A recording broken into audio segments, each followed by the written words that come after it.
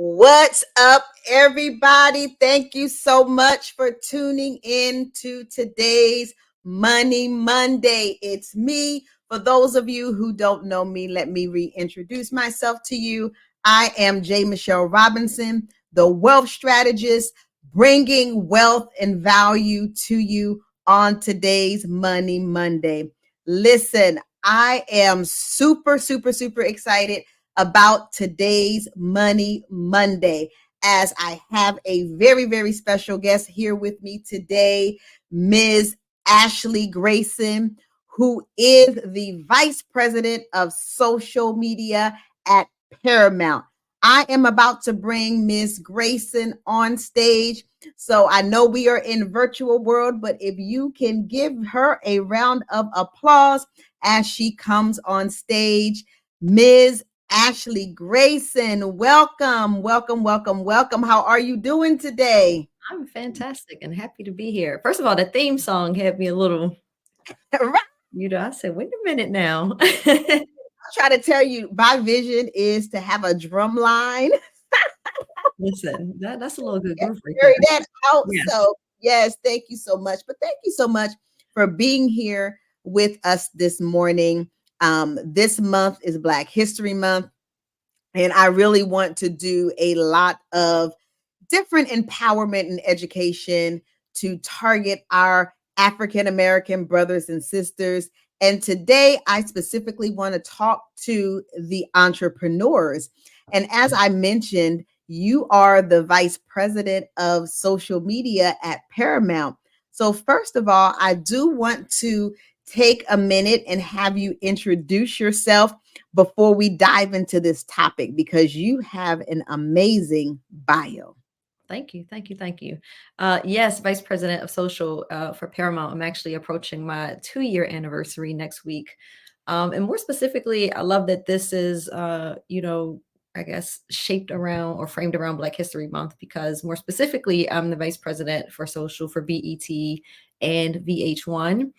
And I would say my journey really has been legitimately trusting the process. Like one good decision led to another good decision. So it never happened quickly or as cleanly or on my time. But, looking at my 2-year anniversary, it all happened in due time and when it was the right time for me. I would say, my story, I'm from Baltimore, and my story or development is very much like a lot of people from Baltimore. So first to graduate from high school, first to do undergrad, first to do grad school. And then, I've worked at Disney and Paramount and NBC Universal and TV One. And a lot of those experiences, sometimes you sit back in those conference rooms and you're like, by destiny, I wasn't necessarily supposed to be here. So it has been quite an amazing journey and super grateful to be where I am. But, really undergrad, 4 internships. I remember my last day presenting my internship presentation, and my professor was like, at some point you might want to slow down and take a break. And I think about that sometimes, and the success and the accomplishments that I've had, because it really was never a time to kind of sit back and take a break. It was keep your foot on the pedal, because if you know that you have the skills and the talent, and you keep pushing, that those things that are meant for you will come true. Thank you so much for sharing that. And a couple of things as you were sharing resonated with me. First and foremost of all, I'm an East Coast girl. I'm actually from Salisbury, Maryland. So I'm across the bridge from you in Baltimore. And so definitely excited about that. I always love talking and sharing with folks from the East Coast, because I am here in the Pacific Northwest and it is a completely different culture here. The second thing that you said that resonated with me was being the first to graduate from high school and the first to graduate from college. And so many of us, specifically in our generation, we are the first. We are the first to graduate high school. We're the first to get a college education. We're the first to have a career. We're the first to be entrepreneurs. And with that being said, oftentimes we don't have a roadmap or anyone to, tell us what to do, how to be successful. A lot of times we're doing things by trial and error. And so this is why I think that today's topic, which is about entrepreneurs and how to leverage social media in your business, how to make money. I think this is so important because social media is newer. I'm not saying that it's new, but it's newer. And Yeah. so it's important that we have the tips, the tools, the techniques, and all of those things to be able to leverage social media to successfully run our businesses, to assist and aid us in marketing, and even to generate income. So, as the VP of social media, I would like to start off by asking you, how important is social media for entrepreneurs in today's digital age? That's such a good question. I think, and I was actually talking to someone the other day, and it was an older entrepreneur, and some of the feedback was one that it's two different perspectives, right? It's like, oh, it's easy, but it's not working. Oh, it's too hard and it's not worth it, right? I think that's the journey that people typically go through when they are trying to create a space and a platform across social. It's not as easy as it looks, right? It's a talent. It is a full-time job.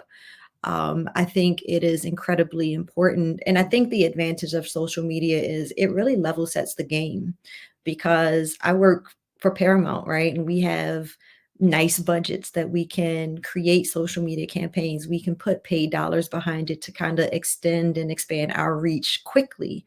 But that doesn't always mean that those campaigns work. You can put a lot of money behind things, but if the content doesn't resonate, if it's not good, it will fall flat. Um, Opposed to that is there are everyday people who have tapped into their superpower, which is storytelling in some extent. And most people don't even realize that it's storytelling, but it is storytelling. And they have found ways to connect with people who find common interests and share similar experiences. And I think those are the people who have found success in social, whether it was overnight or not.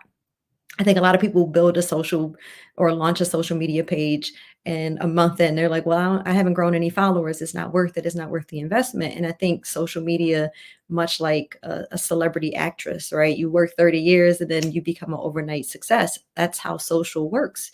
There is one moment that could change your life, but that one moment requires consistency. And I think it is invaluable to entrepreneurs because it gives you an opportunity to put your brand in front of different audiences and test it. And if you can't resonate on this platform, maybe there are things about your brand or your business that you can be tweaking in real time. That's awesome. And one of the things that I know I've struggled with, that I hear people get discouraged about, deals with how to increase your following and how to increase your engagement. Because it's one thing, of course, to have a huge number of followers, but not have that engagement. Are there any tips that you can provide as it relates to how to increase your, and I know you mentioned consistency, but how to increase that following? So getting the likes, getting the follows, and then in addition to that, actually getting people to engage on the post and the different things that are being shared on social media. It definitely starts with consistency, right? You have to condition yourself.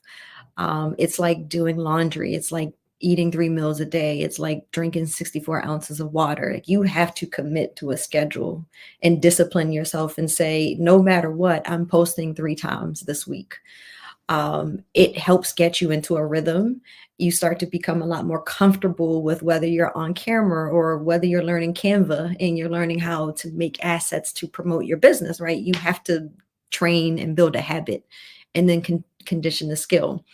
So I would say consistency is one. I think the other thing is like really studying social media. And when I say studying, the word, right, people typically turn away because no one wants to study. Social media should be fun and all those things. But really, when you are scrolling through your pages essentially you're studying, right? I lay in the bed in the morning and at night, and I'm going through the feeds, not just to be entertained, but really to learn what is new in the space, that whether it's a color palette, whether it's a new ad that worked, it's a new influencer that just popped up. Well, what about that person resonated with other people in a way that I can learn from it? I think those are two really ways. And then creating content. Content is challenging. It is not as easy as it looks. Like my niece, for example, my older niece, she has a son, a teenage son, and he's like, "Well, Aunt Ashley, like her Instagram page is it's this and that, and it looks so easy." And she's like, "You don't understand the years that it took for it to look easy, and it's not easy, right?" And then I think about the follower or the content creators that I really like and I follow.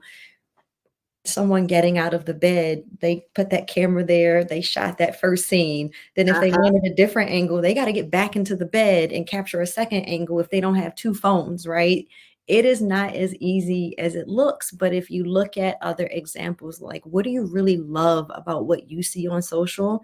You take those lessons and you start to apply them to your content.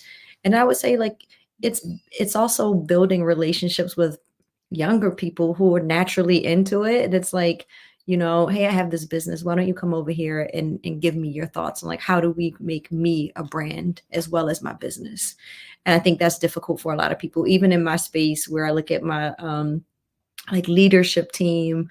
We're on social all the time, but it isn't as easy for us to take the time and capture us in our like big moments, right? It is like we too have to be intentional about it, or it just will never get posted. I think about myself and I think about my challenge to go live. And a lot of that is riddled with feeling like I have to always be made up and put together.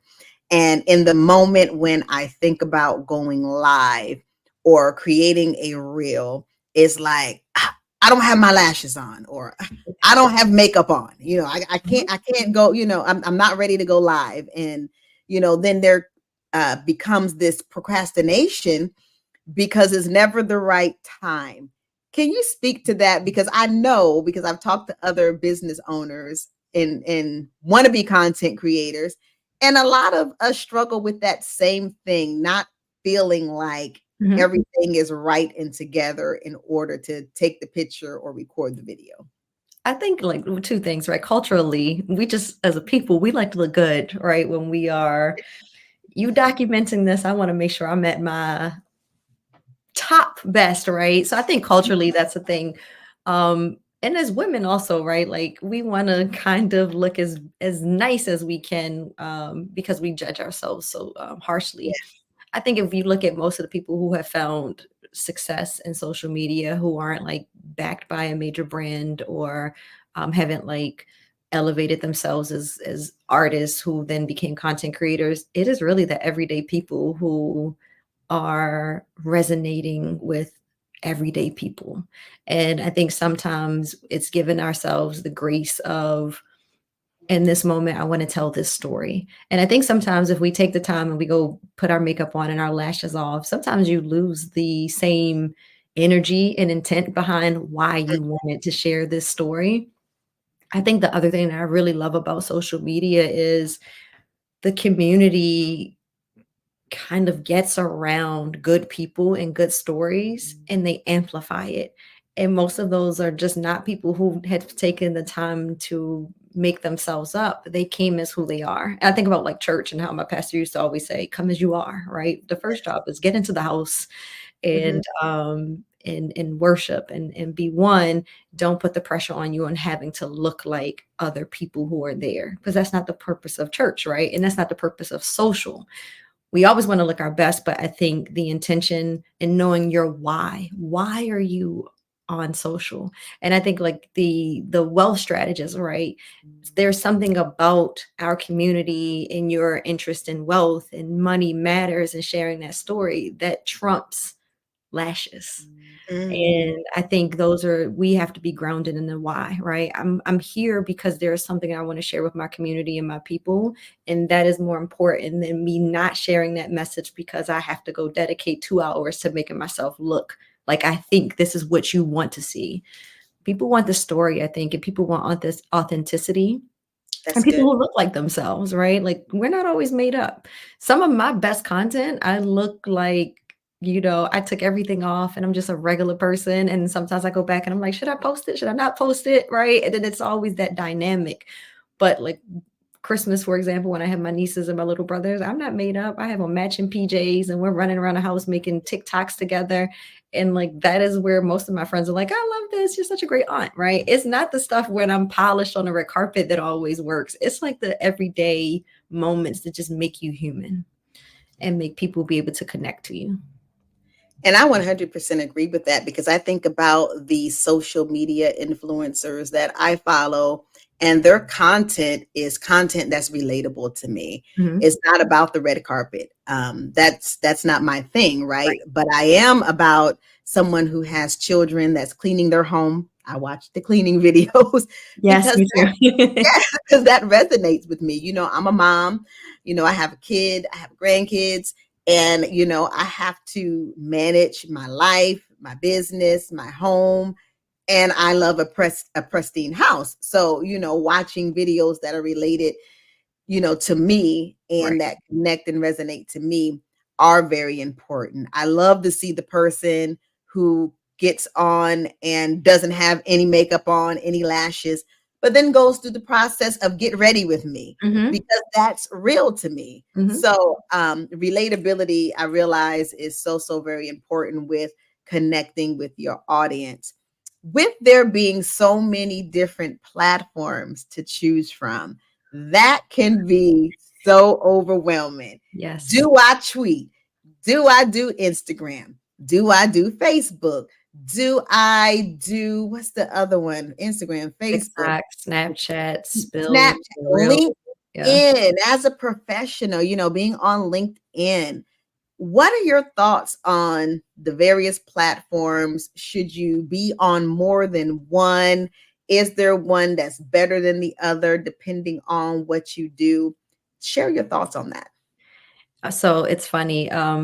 Last year when Threads launched, I posted this image of it was Drake in all the different platforms, and I'm like, today is a tough day for social media marketers because where your brain is spread between all the different platforms and each are unique and there are different strategic approaches for each of them. So it's really how many ways do you want to divide yourself in your content? That's almost how you have to look at it because you have to create unique content for each. And there are nuances, right? Where you don't need a full new creative, but like you need to cut it different ways that will work. I think like if I think about entrepreneurs and platforms, I would start with understanding trends and understanding your interest. So if TikTok is too overwhelming because it just feels like it's younger, right? Then maybe you wouldn't start there. Maybe you might start at an Instagram where photos and carousels do a little bit better, or maybe you want to go to a Facebook where the audience is a little older, right? It depends on what is your business, how do you kind of show up, where do you feel comfortable in starting to build it. But trends are important because there are platforms that are in the major leagues right now, but they are dwindling down. If you look at declines year over year, you'll see they're starting to fade away as older generations get older, as Gen Z goes to different platforms, right? So it's like, who are you trying to sell yourself to? I would start there. And then Mm. where do you feel comfortable? How do you feel comfortable starting to tell your story and the story of your business or the story of your dreams? I would say a couple of years ago when I was working with clients, I would say TikTok isn't the number one priority. And well, that's changed with COVID and every generation is on TikTok now.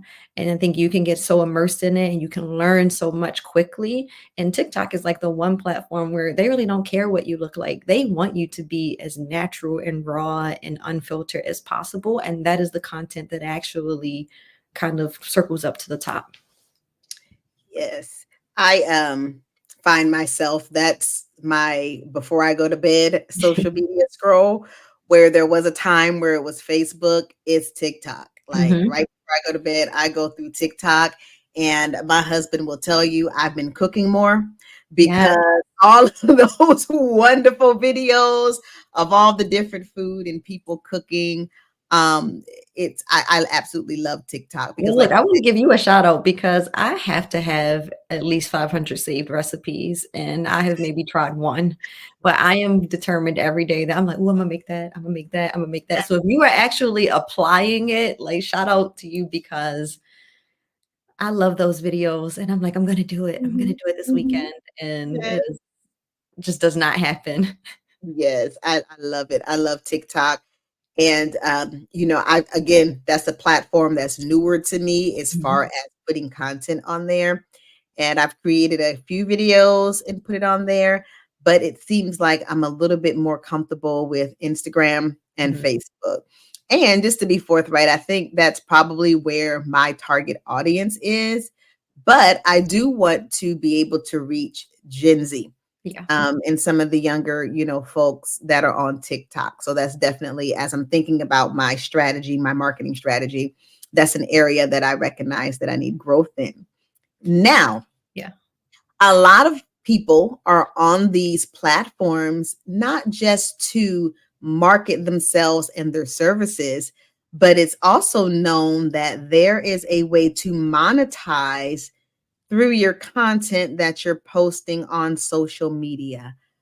What are some effective ways, or if you could just share some tips, techniques on how to actually begin to monetize on social media?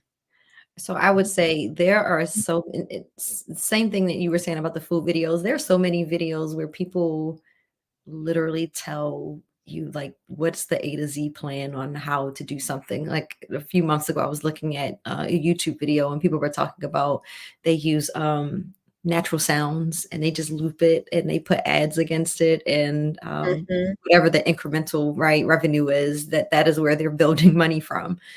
So something that simple. I would say on the other platforms, it is creating, I think one, it's creating content that is within the guidelines of those platforms. So whether there is like a recommended total runtime, I was going to say TRT, total runtime. Are you using the right specs? And by total runtime, like how long is it? And is it long enough for a brand or platform to actually put an ad against it? That's one. I'm not as tapped into like the individual ways of growing revenue on the platforms. What I do know as a brand leader, um, the one thing that I do love is when talent surfaces to my desk or my DMs and they are up and coming, and I'm like, how do I use them? Right? Like, this is a person that I want to save because there will be a day when I have a campaign, and this is the person that I want to go to. There are so many opportunities. I think last year I launched this project called Project Nano Micro, and it was looking for up and coming content creators who did not have as many followers on TikTok. And we put $100,000 investment into a few content creators, and we leveraged them to create content for BET. These were not known or notable content creators, but it was people that we saw had a passion for mhm, whatever they were speaking to, and how do we kind of help bring them to light. So I know brands are thirsty for great talent, original content, partnerships like that. So for me, it is creating content that is good and sticky, and that in itself, right there, whatever that algorithm is, it meets my friends, and then my friends send it to me, or then I find it, and then I typically will DM you and say hi, you know how can we work together. So I think as a brand, that's one way. Always looking for talent for campaigns. And then the other thing is for platforms, once once you become relevant enough in the ecosystem of that algorithm, the platforms are also looking for that talent. I know Meta and TikTok both have content creator programs where mhm. they invest in content creators. There have been moments where I've partnered with Meta and TikTok and brought content creators to the red carpet of the BET Awards, and they hosted on the press line and got to interview the talent, and tickets to the BET Awards, and getting that entire experience and getting to experience it and then recap what that moment was as a content creator. So I think there are like three different entry points, if I would say. There's the way that there are ways to individually make revenue on social. There are ways to do it through brands, and I think there are also ways to do it through platform partnerships. Thank you. Thank you so much for sharing. That was very, very helpful because you hear the word monetization over and over again. It's almost like a buzzword. And so thank you for sharing some very practical tips on how not just entrepreneurs, but content creators in general can leverage social media for monetization. I will say one build there is be clear about your brand.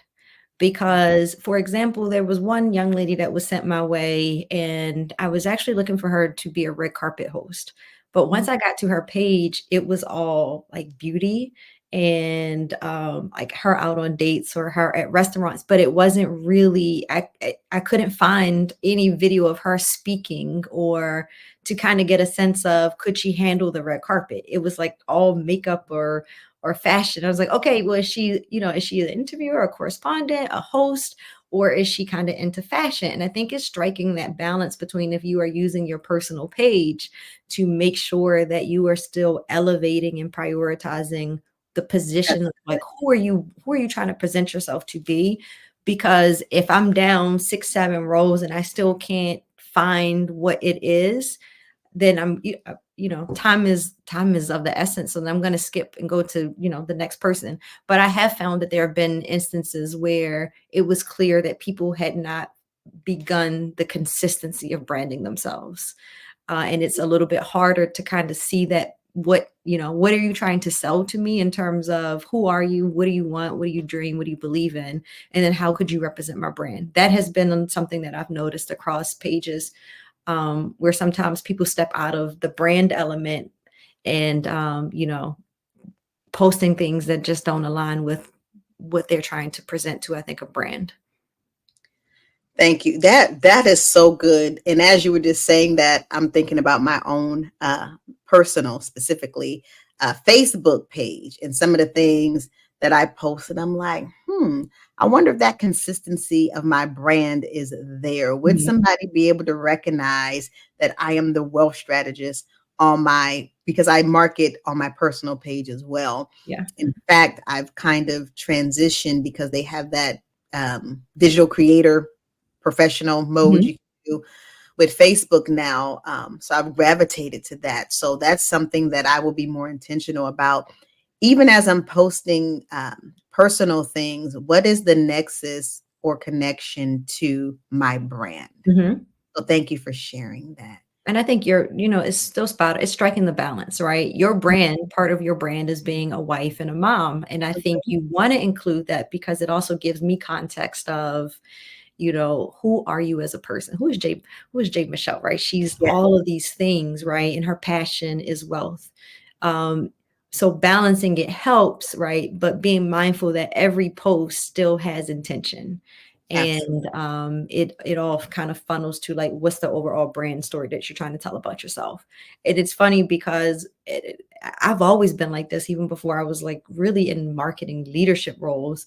There are t-shirts that I don't wear, right? Because it's like, what is the messaging on it? Is that my walking billboard? There are, if I'm out with my friends and we're certain places, like I don't post certain locations or certain things that, we may be around because like, that's not my brand. And it's not consistent with like what I want to, just share in terms of this is who I am as a package. So I'm like, even when it comes down to t-shirts, I'm very specific about what I wear. Thank you. Yes, it's very important for us to be consistent and to make sure that whatever it is that we are presenting to the public, that it's in alignment with who we are, which our brand represents who we are.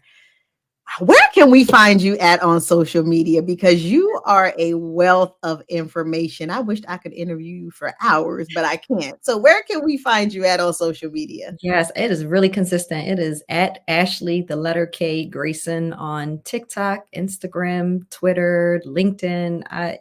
That was one of the rebranding. I used to have my own little clever Instagram names, and I was like, you know what? It needs to be consistent. So if someone is looking for you, they can find you one place, they can find you all places. So it is literally at Ashley K Grayson on every platform. Thank you so much. Thank you, Ashley, for Really appreciate joining this. us Yes. today and sharing all of these wonderful tips. And I know that we will connect again in the future. So you heard it, folks. Go follow Ashley on all platforms at Ashley K. Grayson. Thank Thank you. you so much for joining us, Ashley. Thank you so much. I appreciate it. All right, folks, I want to share with you because, as I mentioned earlier, it is Black History Month, and I want to share with you all this amazing campaign that we are launching, the We Shall Prosper campaign. We are going to be utilizing this month to empower our African American community with financial literacy. Every Thursday, beginning February the 8th, we will be releasing a web series that is dealing with financial empowerment, wealth, and how it has impacted us as a community, even from a historical standpoint. So make sure you go to my YouTube channel, the Just Here to Help channel, and subscribe, turn on those notifications so that you can receive information about the We Shall Prosper campaign. Thank you all so much for tuning in and joining me on today's Money Monday. Please make sure that you are liking and sharing this podcast with your audiences across all platforms. You all be blessed, you all be prosperous, and you have a fabulous day. I'll see you later.